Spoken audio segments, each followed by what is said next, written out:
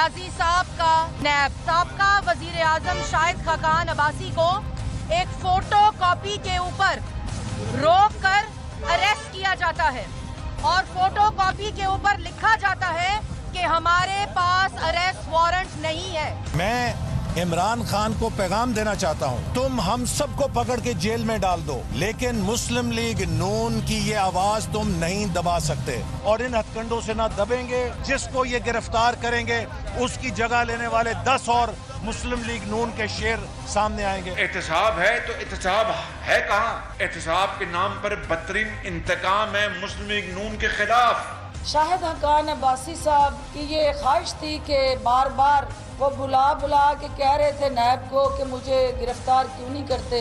आपने नैब से जो फरार हासिल किया हुआ था उसकी बदौलत आपकी दिली ख्वाहिश पूरी हुई है।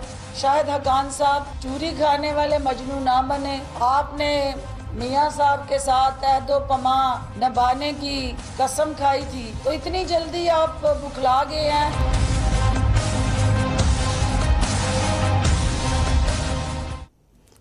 अस्सलाम वालेकुम नाज़रीन, आप देख रहे हैं न्यूज़वाइज और मैं इफ्तिखार शिराजी। आज प्रोग्राम में सबसे पहले जिक्र होगा सब बड़ी गिरफ्तारी का। जी हाँ नाज़रीन, आज नैब ने साबिक वज़ीर आज़म शाहिद खाकान अब्बासी साहब को LNG रेफरेंस में लाहौर से गिरफ़्तार कर लिया है और उनके साथ इस केस में एक शरीक मुलज़िम साबिक वज़ीर ख़जाना मिफ्ता इस्माइल की गिरफ़्तारी के लिए भी कराची में उनके घर पर छापे ज़रूर मारे गए हैं, लेकिन वो घर पर मौजूद नहीं थे।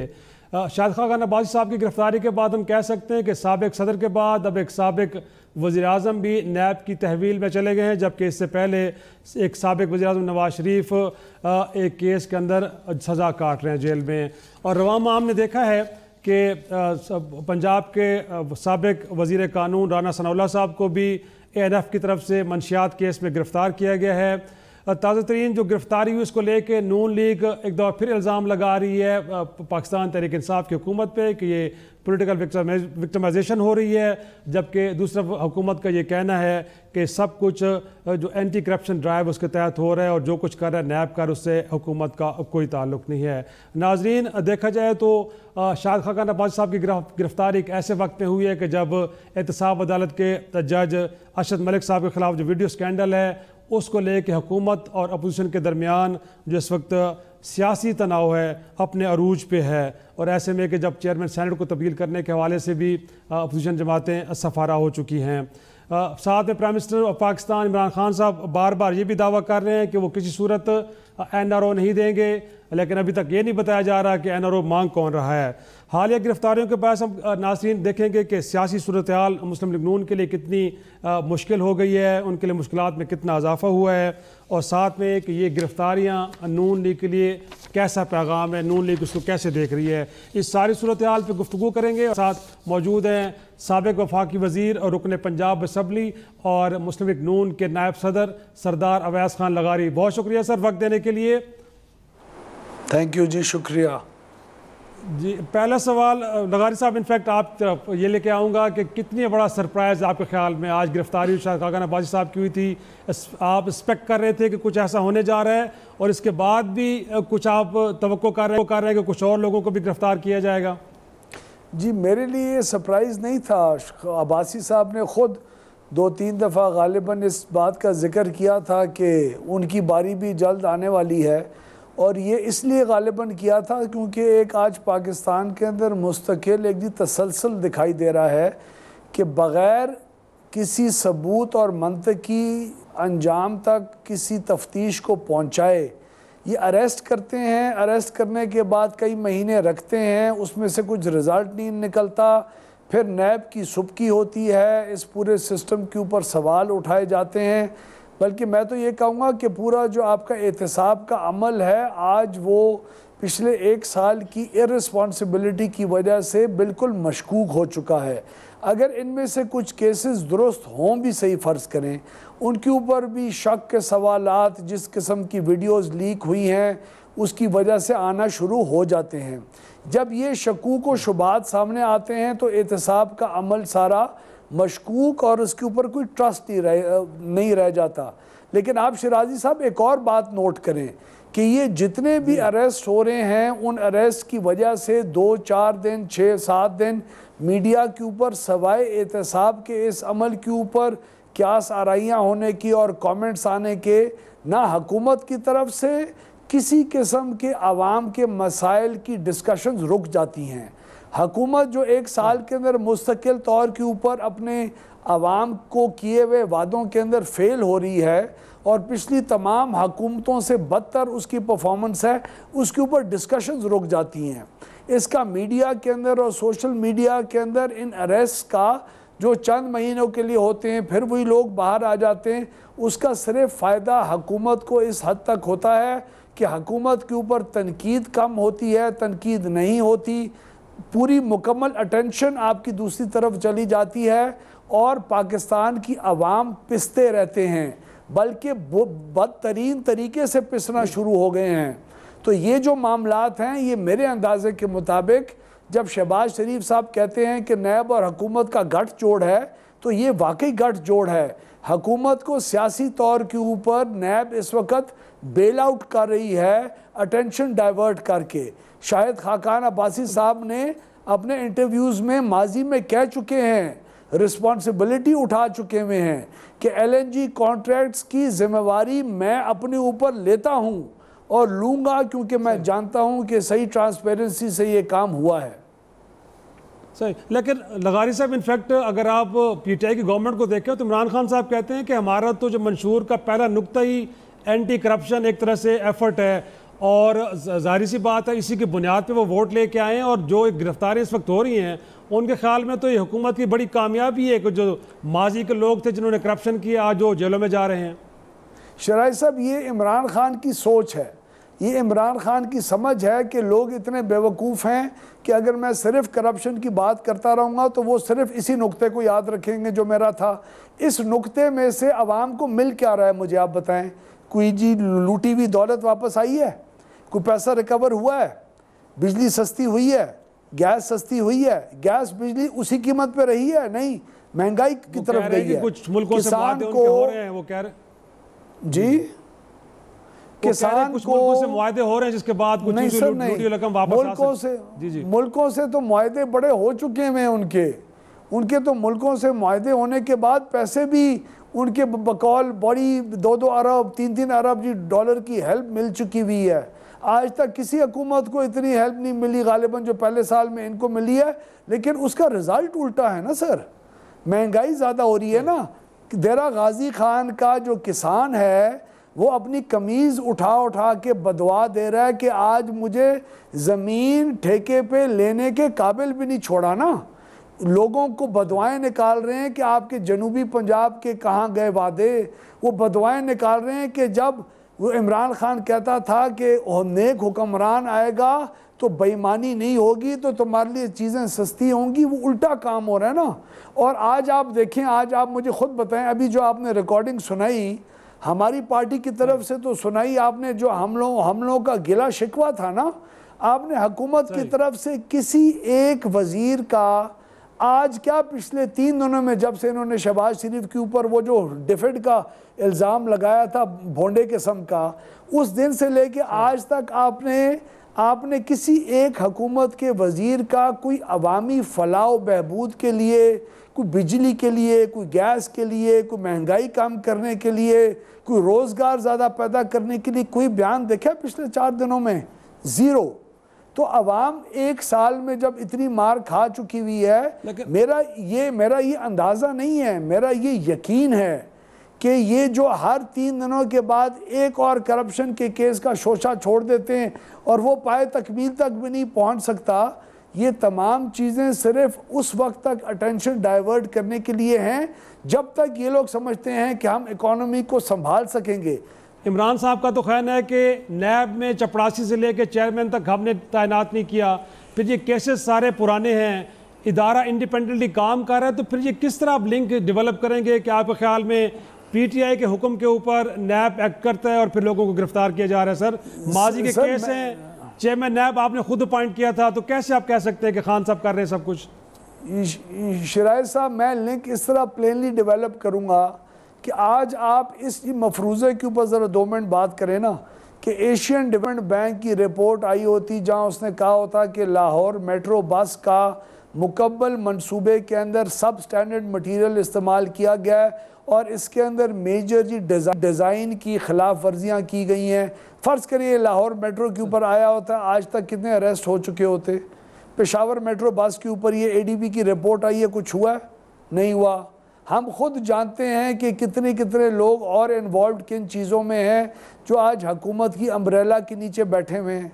और मैं इस चीज़ का तो मैं गठ जोड़ इसलिए भी आपके सामने इसलिए पेश करूँगा क्योंकि मैं जानता हूँ, मैंने अखबार में पढ़ा है कि एक ECC की मीटिंग के अंदर ECC के सरबराह ने ट्रांसपेरेंसी से हट के नॉन कम्पेटिटिव बेसिस के ऊपर एक और LNG टर्मिनल लगाने की इजाज़त दी है। जब शाहिद खाकान अब्बासी LNG टर्मिनल लगा के पाकिस्तान को LNG की जो गैस की शॉर्टेज से बाहर निकालता था और बिजली के मंसूबे भी बनवाता था, उसकी वजह से वो आज अंदर है। हफीज़ शेख जब ECC की मीटिंग्स के अंदर इस चीज़ को इजाज़त देता है कि नॉन कम्पेटिटिव बेसिस के ऊपर करें तो वो ठीक है। अबराज ग्रुप जिसका कराची इलेक्ट्रिक आज वो अबराज ग्रुप उसका मालिक है, उसको जब पीछे NTDC के साथ इतनी सख्त बेज़ाब्तगियों के बावजूद और बिजली मुआहदों के से ज़्यादा देने के बावजूद जब 150 मेगावाट और बिजली की इजाज़त दी जाती है और अबराज ग्रुप के PTI के साथ कनेक्शंस पुराने ऑलरेडी मौक़ों के ऊपर मौजूद हैं और उसके ऊपर कोई बात नहीं करता और उसके ऊपर कोई नोटिस नहीं लेता, तो आम इंसान जो नून लीग का वर्कर ना हो, जो आम आवाम हो, वो सवालात पूछती है ना। वो आम आवाम ये भी सवाल पूछती है कि खाद की कीमत क्यों बढ़ाई है। इमरान खान ने और उसकी PTI ने सिर्फ हमें तो नहीं जवाब देना ना, उसने तो अपने वोटरों को भी जवाब देना है।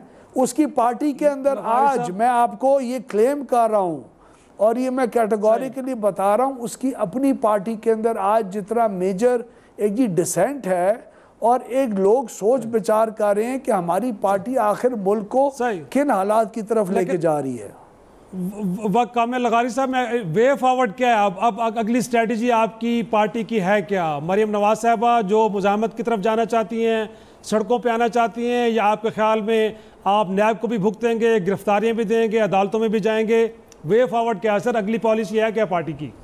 देखिए, नैब के पास एक अदालतों तक पहुंचने से पहले लोगों को अपने असर के ज़रिए सियासतदान को खाली करने की कैपेसिटी है जो कि इस्तेमाल हो रही है। लेकिन हमारी पार्टी को एक क्लियर स्टांस ये अडॉप्ट करना चाहिए कि हमें अपनी अदालतों के अंदर एतमाद है और सुपीरियर कोर्ट्स के अंदर हमें इंसाफ मिलेगा।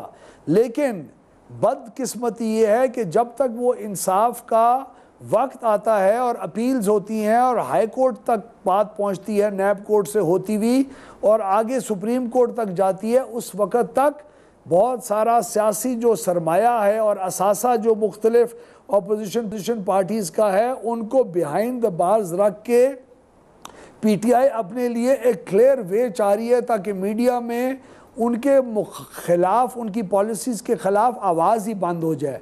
ये आवाज़ बंद नहीं कर सकते आप। ये आप अगर आवाज़ मेजर टॉक शोज़ के अंदर आने वालों को हटा के बंद भी कर देंगे तो आवाम के अंदर ये गुस्सा और ये पेंट अप जो चीज़ें हो रही हैं ये होती रहेंगी और किसी ना किसी सुराख में से वो चीज़ें लीक होके आपको डैमेज करती रहेंगी।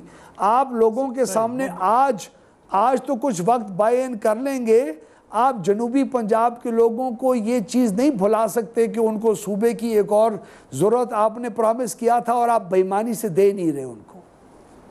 बहुत शुक्रिया अवैस खान लगारी, तफसीलन बात बता रहे थे कि इस वक्त बुनियादी तौर पे ये जो कुछ हो रहा है इसके पीछे तहरीक इंसाफ की हुकूमत के अज़ाइम क्या हैं। एक छोटा सा ब्रेक लेते हैं, ब्रेक के बाद इस तरह के वाक़यात मुल्क की सियासी सूरत हाल पे क्या असरात मुरतब करेंगे, एक तजिया लेंगे छोटी सी ब्रेक के बाद।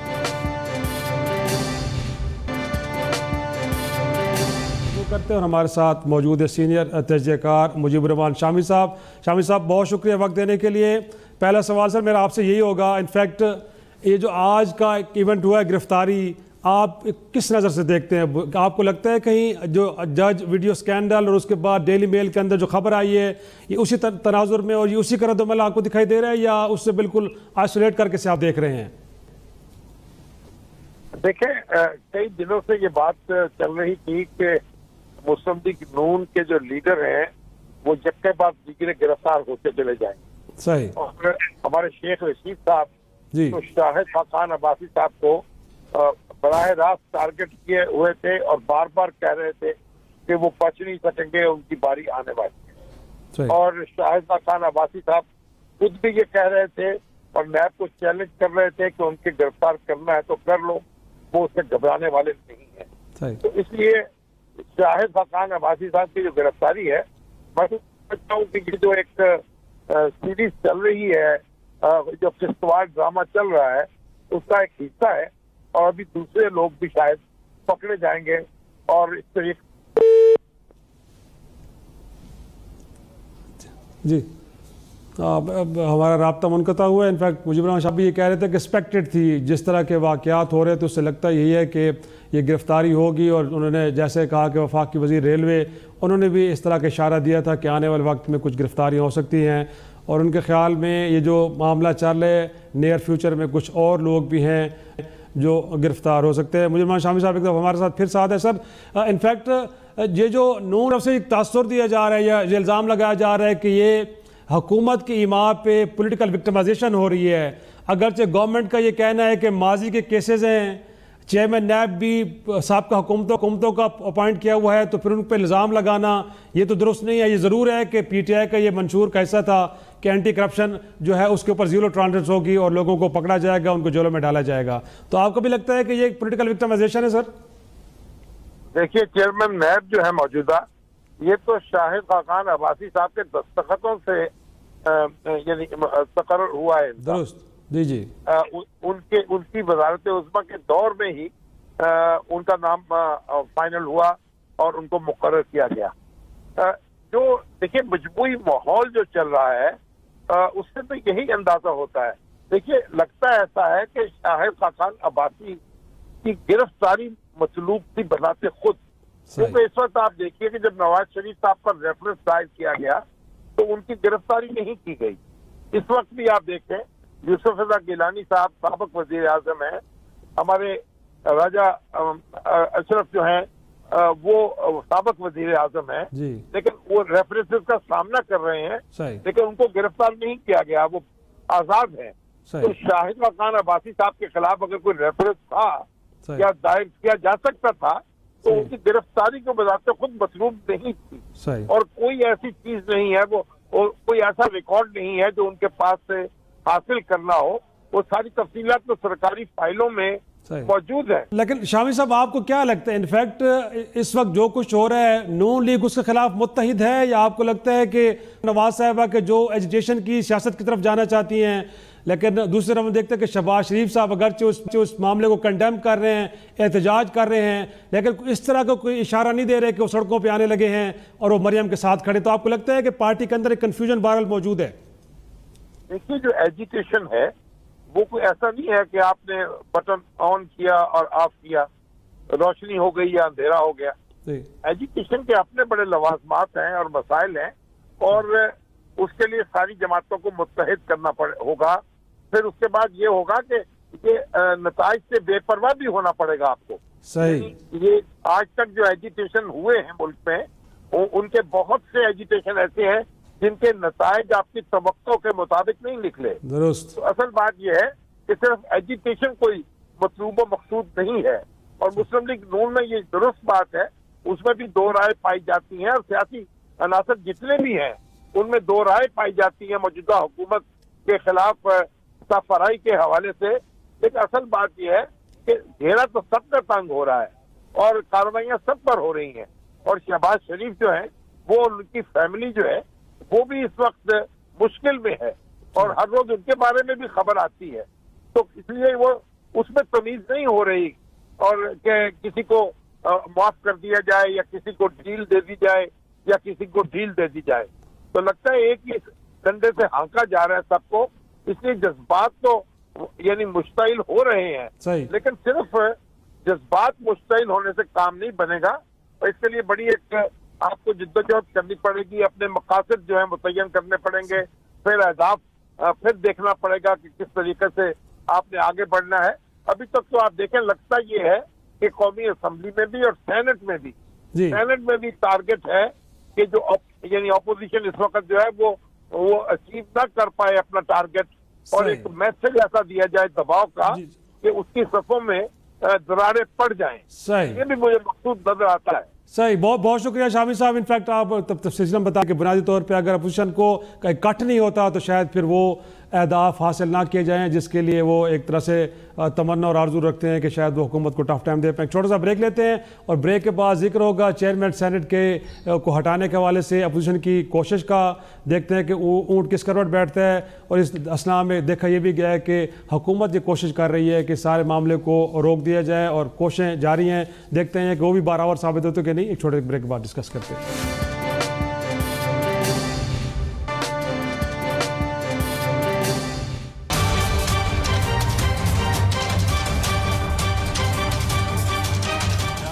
से बातचीत नहीं हो सकती है? हम क्या एक दूसरे से नाराज हैं? इजलास का फैसला करेंगे मुशावरत से इंशाल्लाह। जिस ऑपोजिशन की 67 की अक्सरियत हो 104 103 के हाउस में, उसको आप सिवाय हॉर्स ट्रेडिंग के कैसे डिफीट कर सकते हैं? पाकिस्तान ने मुश्तरका तौर पर फैसला किया है कि यस, साजिद संजानी साहब के साथ खड़े।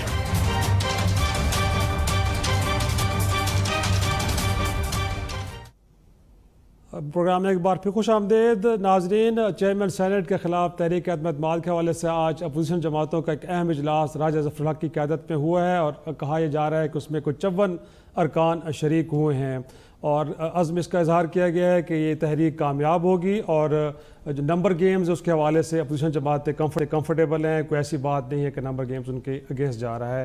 लेकिन दूसरा हमने देखा है कि सादिक संजरानी साहब चेयरमैन सेनेट कोशिश ये कर रहे हैं कि ये तहरीक वापस ले ली जाए, और एक कोशिश की जा रही है कि मामला अफ़ाम व तफ़हीम से हल कर लिया जाए। उनकी मुलाकातें भी हुई हैं और उन्होंने मशवरा यही दिया है कि बेहतर ये होगा कि रिक्वेजिशन वापस ली जाए, लेकिन अगर इसके ऊपर आगे बढ़ना भी है, इजलास बुलाया जाएगा, उस पर बहस ज़रूर होगी, लेकिन राय शुमारी के लिए फिर अलहदा से इजलास बुलाना पड़ेगा।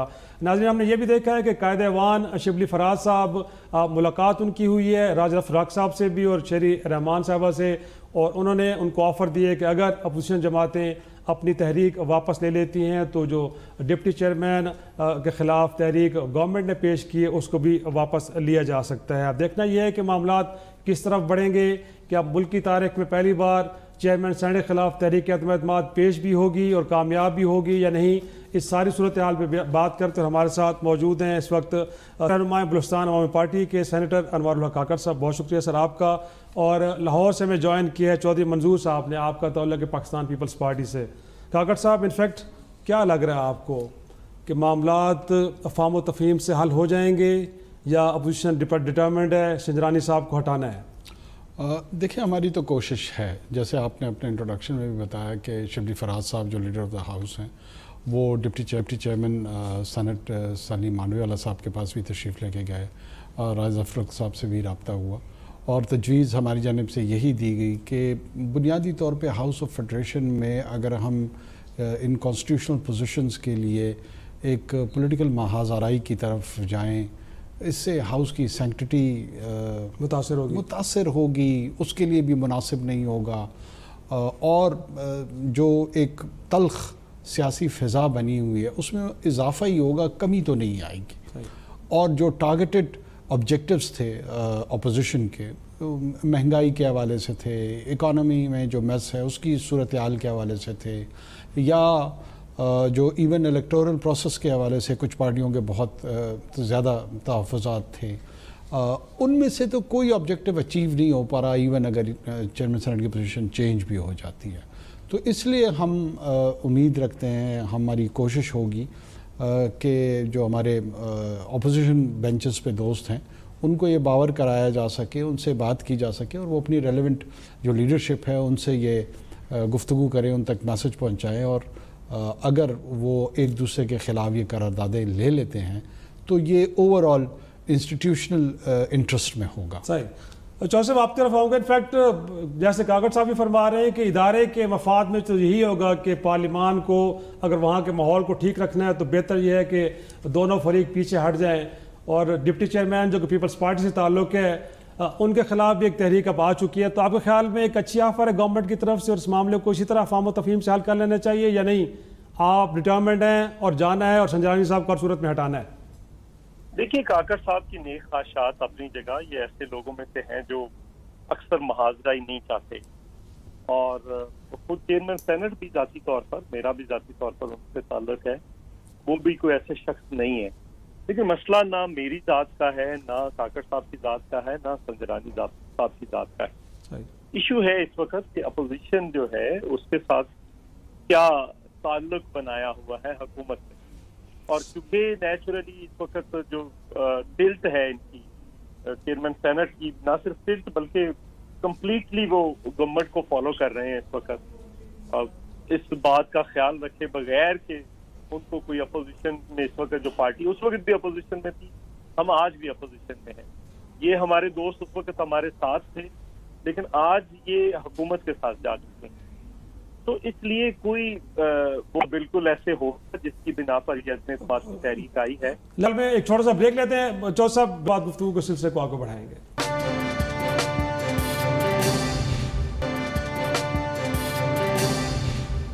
शो में एक बार फिर खुश आमदेद। काकर साहब आपकी तरफ आऊँगा। इनफैक्ट चौधरी साहब फरमा रहे थे कि अगरचे बड़े अच्छे आदमी हैं संजरानी साहब, बट पिछले अरसे में उनका कंडक्ट को इतना ज़्यादा इम्प्रेसिव नहीं रहा। बिलखसूस फाटा से मुतल्लिक बिल वो कह रहे हैं कि कौमी असम्बली से पास आके आया, बट सेनेट के अंदर किसने रोक के रखा है।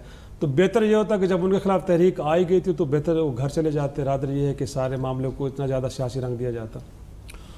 देखिए, एक आध बिल के हवाले से तो मुझे नहीं पता कि उसकी क्या टेक्निकलिटीज़ हैं, क्यों ले नहीं हुआ उसमें, लेकिन लार्जर पिक्चर में अगर बात की जाए तो एक तो पीपल्स पार्टी का बलूचिस्तान के कॉन्टेक्स्ट में ये हिस्ट्री में अब याद रखा जाएगा कि पीटीआई ने और पीपीपी ने जॉइंटली अददी डिसएडवांटेज के बावजूद जो हमें हासिल था, हम 6 अफराद थे बलूचिस्तान से और ये अक्सरियती जमातें थी पीपल्स पार्टी और पीटीआई, लेकिन सिर्फ वफाक में फेडरेशन में एक अच्छा मैसेज देने के लिए उन्होंने ये सियासी तल्ख घूंट पिया, जो हम समझते हैं, क्योंकि हर डेमोक्रेटिक प्रोसेस में हर पार्टी ये समझती है कि जिनके वोट ज़्यादा है हक उनका ही बनता है ऐसी कॉन्स्टिट्यूशनल पोजीशंस के हवाले से, लेकिन उसके बावजूद उन्होंने ये मैग्नेबिलिटी दिखाई।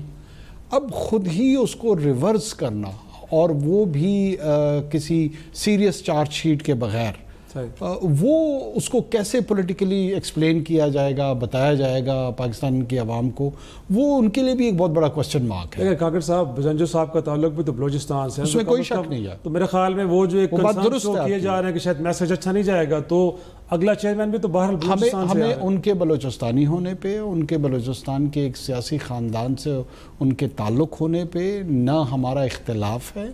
हम उनकी उसी तरह कदर करते हैं जैसे बाकी बलूचिस्तान के पॉलिटिकल लोगों की करते हैं, इसमें कोई शक नहीं है। मैं सिर्फ ये अर्ज़ कर रहा था कि पहली मरतबा जो हिस्ट्री बनी वो तो हमारे ग्रुप में जब सादिक संजरानी साहब इलेक्ट हुए और वो बलूचिस्तान से पहली शख्सियत थे जो इस कॉन्स्टिट्यूशनल पोजीशन पे आए, और उसमें पीपीपी और पीटीआई का बड़ा एक कंस्ट्रक्टिव रोल रहा। अब बग़ैर किसी संजीदा चार्जशीट के जब आप उस रोल को रिवर्स करते हैं या चेंज करते हैं तो उस पर भी तो सवालात उठेंगे कि आखिर क्या वजह है, क्यों। ये गुड्डा गुड्डी का खेल तो है नहीं कि आप बैठे बिठाए कुछ ऐसे अहम आपके ख्याल में इसके पीछे क्या मुहर्रिकात हो सकते हैं? देखिए, मेरा ज़ाती असेसमेंट है, मेरा व्यू है, हो सकता है might be wrong on that, कि जो ओवरऑल एक तलखी है, सियासी तलखी है इस मुल्क में, उस माहौल में, उसमें अपोजिशन को सबसे जो ईजी और अचीवेबल टारगेट नज़र आया वो हाउस ऑफ फेडरेशन में नज़र आया, क्योंकि उनको स्ट्रीट एजिटेशन के हवाले से शायद को बहुत ज़्यादा पुरुमीद नहीं थे, उनको नेशनल असम्बली में चेंज ऑफ गवर्नमेंट के हवाले से शायद उनके पास कोई उम्मीद अफजा किस्म का माहौल नहीं मौजूद। तो ये एक अचीवेबल टारगेट उनको नज़र आया मैसेजिंग करने के लिए कि गवर्नमेंट सर्कल्स को ये मैसेज जाए कि हम रेजिस्ट करेंगे, हम आप पे वार करेंगे वापस आने के लिए। ये एक रीज़न मेरी समझ में तो आती है। चौधरी साहब, इनफैक्ट वो कह रहे हैं कि आपने गवर्नमेंट को अपने मसल शो करने हैं तो आपको सॉफ्ट टारगेट लगा है। संजरानी साहब तो उस तरफ चल पड़े हैं, अदरवाइज उनके ख्याल में कोई ज़्यादा सॉलिड रीजंस नहीं है कि संजरानी साहब को यहाँ इस ओहदे से हटा दिया जाए। अच्छा, देखिए, मैं एक बात गुजारिश करूंगी, काकर साहब को भी पता है, चलो मैं अपनी पार्टी के उन लोगों में से हूँ जो लीडरशिप से ज्यादा मिलते रहते हैं। मैं ये तो नहीं कहता कि मैं करीब हूँ, लेकिन ज्यादा मिलते रहते हैं। हमारी पिछले 6 महीने से कोई इस किस्म की डिबेट चल रही थी और जिसपे संजरानी साहब को जाती तौर पर जरदारी साहब ने खुद भी आगाह किया, हमारे मेंबरान के जो तहफ़्फ़ुज़ात थे हाउस के अंदर भी और बाहर भी, उनसे भी संजरानी साहब को आगाह किया और मेरे सामने डिस्कशन मुख्तलिफ औकात में होती रहती थी। और जरदारी साहब बिल्कुल उनको कहते रहते थे कि इजी हो जाए, ठंडे हो जाए, अभी टाइम नहीं आया। टाइम आ जाएगा, हमारा टाइम आ जाएगा।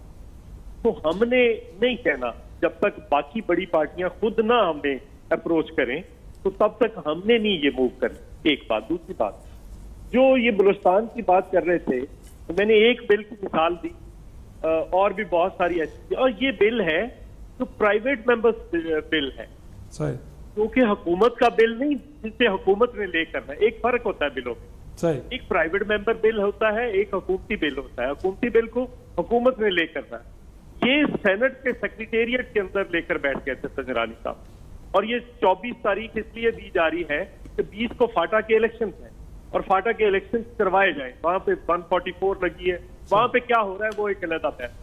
लेकिन अगर आप बलूचिस्तान के कंटेक्स्ट में देखते हैं तो ये शायद इसी बुनियाद पर उनके हक में फैसला हुआ। वो पुराने सियासी कारकुन हैं, वो कोई ऐसे नहीं है कि कोई आज आ गए हैं बुजुर्ग साहब। मैं तो उनके वालिद की बहुत इज्जत करता हूँ। सब कॉन्टिनेंट के अंदर 2 ऐसे बंदे हैं जिनका पॉलिटिकल पर्सपेक्टिव जो है वो हरफ बहरफ सच हुआ। एक अबुल कलाम आजाद है, मौलाना अबुल कलाम आजाद, और एक गौस बख्श बजिंजो साहब हैं। अगर उनकी आप पेशावर वाली स्पीच कभी सुने, जो पेशीन गोइयां उन्होंने की थी उस स्पीच के अंदर, वो हरफ बहरफ दुरुस्त साबित थे। ये राइट लेफ्ट के जितने लोग थे, बाकी जो पर्सपेक्टिव बनाया था उस वक्त से लेकर आज तक, शायद इन दोनों में से तो मैं जाती तौर पर भी उनके वालिद साहब की वजह से ज्यादा रिगार्ड करता हूं। तो बलूचिस्तान के कंटेक्स्ट में अगर आपके 6 वोट थे तो उनके भी मेरे ख्याल 5 या 6 वोट उनके भी हैं।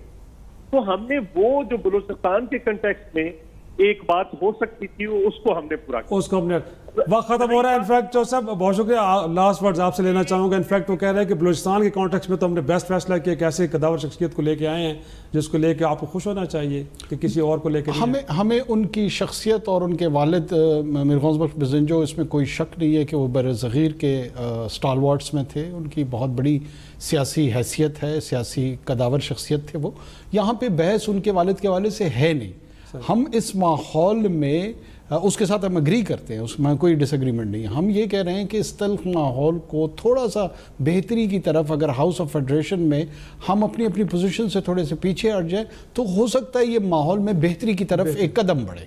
यकीनन। बहुत शुक्रिया दोनों मेहमानों को। ये हैं कि अब आने वाले वक्त में ये मामला कैसे हल होता है। इसी के साथ आज का शो ख़त्म करते हैं। कल फिर मुलाकात होगी, तब तक के लिए खुदा हाफिज़।